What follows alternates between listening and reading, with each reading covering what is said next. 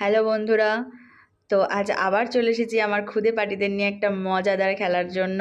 তো বাচ্চারা তোমরা রেডি তো? ওকে, তো চলো বাচ্চাদের মাঝখানে আপনারা দেখতেই পাচ্ছেন একটা বর্ডার দেওয়া আছে। তো ওই বর্ডারের ওই দিকটা হচ্ছে ওরা যেখানে দাঁড়িয়ে আছে সেটা হচ্ছে লাল, ওরা সেটাই শিখেছে। এবং বর্ডারের এই দিকটা হচ্ছে নীল। তো ওদেরকে আমি একটা খেলা খেলাবো যেটাতে ওরা মানে লাল নীলের খেলা। তো সে দেখা যাক কে শেষ পর্যন্ত এই খেলাতে জেতে। তো চলো বাচ্চারা, আমি কিন্তু শুরু করলাম। ওকে, নীল,